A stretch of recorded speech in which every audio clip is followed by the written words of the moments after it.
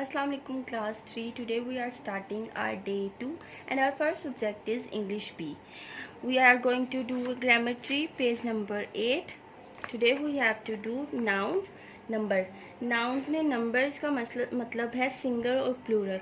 जैसे कि आपको यहाँ नज़र आ रहे हैं सिंगल. फर्स्ट से स्टार्ट करते हैं. You know the most noun can have two forms.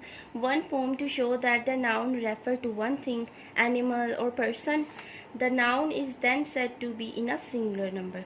जब हम किसी जो नाउन है वो डिफरेंट फॉर्म्स को शो करता है, और जब हम किसी एक चीज़, जानवर या पर्सन की बात करते हैं तो वो होता है हमारा singular number.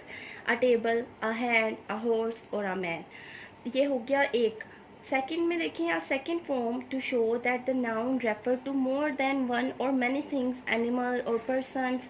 The noun is then said to be in the plural number. अब जब हमारा नाउन जो है वो रेफर करेगा एक से ज़्यादा चीज़ों को तो उसे हम कहते हैं plural number. 3 tables, many hands, some horses, few men. Third is, however, some nouns have the same form to show both one and many. अब कुछ नाउन जो है वो ऐसी भी चीज़ें फॉर्म शो करते हैं जिसमें एक भी जिक्र होता है और एक से ज़्यादा चीज़ों का भी जिक्र हो जाता है. जैसे आ शीप. शीप जो है उसको हम जब प्लूरल में करेंगे तो वो मैनी शीप हो जाएगा. वर्ड चेंज नहीं होगा लेकिन उसके साथ जो हम फॉर्म यूज़ करेंगे वो चेंज हो जाएगी. An aircraft, many aircraft. A deer, एक डियर मतलब एक हिरन. 10 डियर्स मतलब 10. एक से ज़्यादा भी, और मतलब ये चेंज नहीं हुआ. जैसे हॉर्स, हॉर्सेस हो गया. हैंड, हैंड्स हो गया. टेबल, टेबल्स हो गया. लेकिन शीप, शीप ही रहेगा. एयरक्राफ्ट जो है वो भी एयरक्राफ्ट ही रहेगा जब प्लूरल में भी चला जाएगा.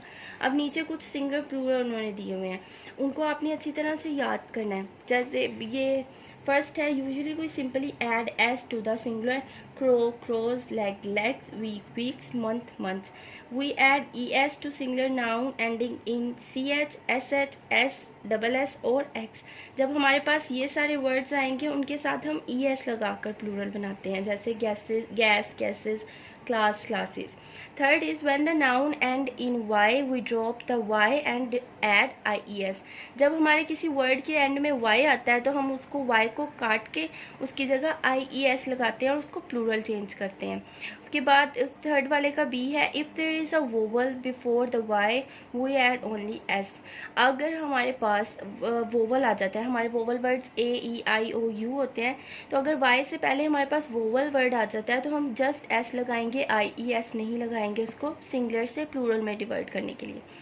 आगे 4 है, उसका 4 का ए पार्ट है, when a noun end in F और F E we drop the F और F E and you add V E S. जब हमारा कोई नाउन एफ के साथ एंड होगा या एफ ई के साथ तो हम उसको काट कर उसकी जगह वी ई एस लगा देंगे. जैसे हाफ, हाफ्स. उसका सेकंड पार्ट है, but we simply add S to some noun ending F और एफ ई. कुछ ऐसे होते हैं एफ और एफ ई जिनके बाद हम एस ही लगाते हैं, वी ई एस नहीं लगाते, जैसे यहाँ पे उन्होंने दिया हुआ. Third is to some noun ending in F we can add ves or s, that is each of these noun has two plural form. अब कुछ nouns ऐसे होते हैं जिनके साथ ves और s दोनों ही लग सकते हैं. जैसे dwarf, dwarfs भी हो सकता है और dwarfs भी हो सकता है. फिफ्थ का first part, to some nouns ending in O we simply add S.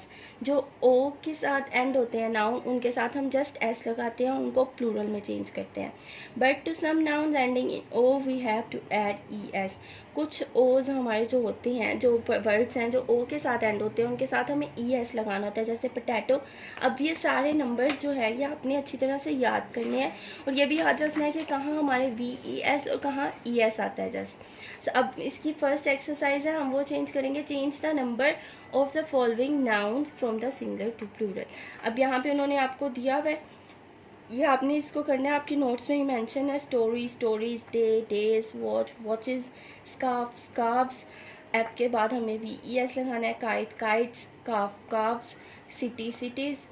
Y आएगा तो हमारा आई ई एस आ जाएगा. Mass, masses. Wish, wishes. Mango, mangoes. उसके बाद सेकंड है, change the form of the underline noun singular form to plural and plural form to singular. Then rewrite the sentence one has been done for you. अब हमें इनमें जहाँ पे हमारे पास plural है हमें उन्हें सिंगुलर में करके दोबारा सेंटेंस लिखना है, और जहाँ पे सिंगुलर है हमें वहाँ प्लूरल चेंज करने हैं। जैसे द बर्ड फ्लू अवे, यहाँ पे बर्ड था तो आगे आपने इसको the birds flu away.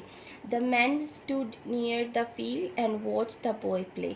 Man मतलब ज़्यादा आदमी, और हम इसे कहेंगे the man stood near the field and watch the boys play.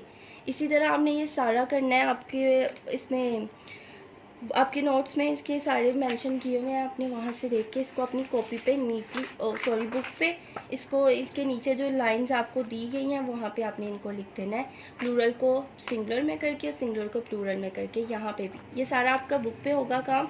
उसके अलावा जो यहाँ पे आपको सिंगुलर प्लूरल वर्ड्स दिए गए हैं वो सारे आपने याद करने हैं और कॉपी पे इनको लिखना भी है, लाइन लगा कर सेंटर में, और फिर इनको सिंगुलर और प्लूरल में लिखना है। Our next subject is social studies and we are doing unit number 3 climate. Today we have to do answer the following question of unit number 3. The first question is, what is climate? How is it different from weather? Climate क्या है और ये weather से कैसे different होती है। आप पिछले लेक्चर में हमने क्लाइमेट पूरे चैप्टर की रीडिंग थ्रू आउट की थी, उसमें हमें पढ़ा था क्लाइमेट इज़ द यूजुअल और typical weather a place has over a year, weather may change from day to day. Climate जो होती है वो लंबे अरसे तक किसी जगह का जो वेदर रहता है उसको क्लाइमेट कहते हैं, आबो हवा कहते हैं। जबकि वेदर जो है वो डे बाय डे चेंज हो जाता है। जैसे लाहौर है हम, तो कभी गर्मी है, कभी सर्दी है, कभी बारिश हो रही है, कभी विंटर्स हो रहे होते हैं, कभी समर्स आए। तो लेकिन जब हम नॉर्दर्न एरियाज में जाते हैं तो वहाँ यूजुअली वहाँ पे जो है स्नो फॉलिंग हो रही होती है, या थ्रू आउट पूरा ईयर जो है वो विंटर ही रहता है, तो वो वहाँ का क्लाइमेट है। जबकि पाकिस्तान, जब हम लाहौर की बात करेंगे या पंजाब की बात करेंगे तो वहाँ वेदर चेंज होता रहता है। अब सेकंड क्वेश्चन है, describe the kind of climate in your area. अपने एरिया का जो क्लाइमेट है उसको डिस्क्राइब करना है। Generally we have a warm climate, warm का मतलब गर्म। यहाँ पे लाहौर में जैसे मोस्टली गर्मी रहती है आधा साल और आधा साल सर्दी in Pakistan, but the northern areas have cold winters. Pakistan में ज़्यादातर वार्म वेदर होता है, लेकिन नॉर्दर्न एरियाज में जैसे मैंने अभी बताया मोस्टली कोल्ड वेदर होता है, विंटर्स होते हैं। Question number 3 is which is the coldest part of the Pakistan. Pakistan का सबसे ठंडा इलाका कौन सा है? The mountainous area of Gilgit Baltistan is the coldest part of Pakistan. जो गिलगित बल्तिस्तान का पहाड़ी इलाका है सारा, वो पाकिस्तान का सबसे सर्द तरीन इलाका पाया जाता है। ये क्वेश्चन आंसर आपको अपनी बुक पे कॉपी पे मैंने लिखने हैं और इनको अच्छी तरह से याद भी करना है। Our next subject is computer and we are reading unit number 2, computer and its application.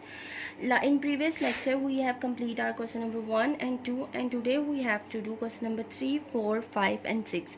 Question number 3 is, give the name of any two machines used in hospitals that work by computer.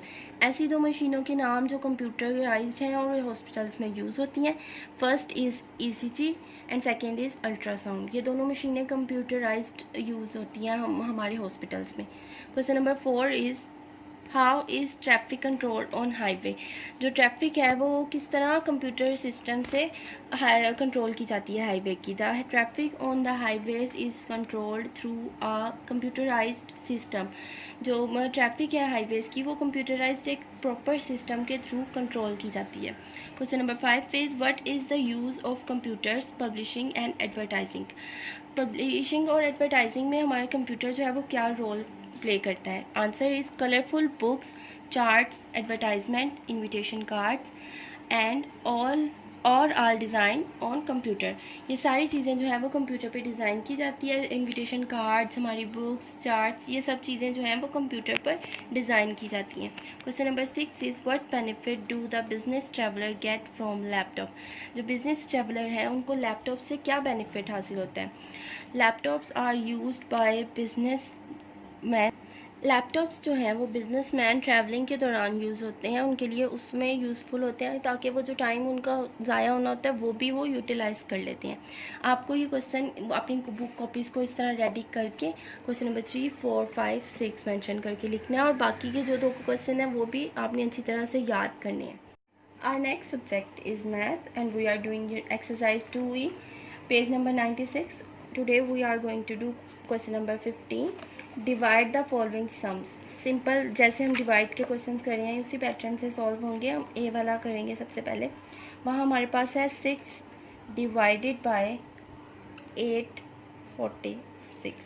अब again सबसे पहले हम first वाला करेंगे, उसमें 6 के table पे 8 कहीं नहीं आता, क्या आता है 6 1 ज़ा 6। यहाँ हम इसको जब माइनस करेंगे 8 में से 6 माइनस 2, 4 हम एज इट इज़ नीचे ले आएंगे। अब 6 के टेबल पे 24, 6 4 ज़ा 24। यहाँ हम जब इसको माइनस करेंगे तो ये 0 हो जाएगी। अब हम यहाँ पे ले आएंगे 6। अब 6 के टेबल पे 6, 6 1 ज़ा 6, यहाँ हमारा रिमाइंडर हो जाएगा 0। बाकी भी सारे सम सेम पैटर्न से सॉल्व होंगे। नेक्स्ट हम ई वाला देख लेते हैं। यहाँ पे वहाँ हमारे पास है 2 डिवाइडेड बाय 568। अगेन 2 के टेबल पे 5 नहीं आता तो क्या आता है 2 2 ज़ा 4। 5 में से 4 हम माइनस करेंगे तो हमारे पास 1 आ जाएगा। यहाँ से हम लाएंगे 6 नीचे। 2 के टेबल पे 16 नहीं 2 8 ज़ा 16। जिस नंबर को आप मल्टीप्लाई करके आंसर ला रहे हैं सबसे पहले उसको ऊपर लिखना है और फिर नीचे आएंगे हम। अब ये माइनस होके इसकी वैल्यू 0 हो जाएगी। नेक्स्ट हमारे पास यहाँ से हम 8 नीचे ले आएंगे।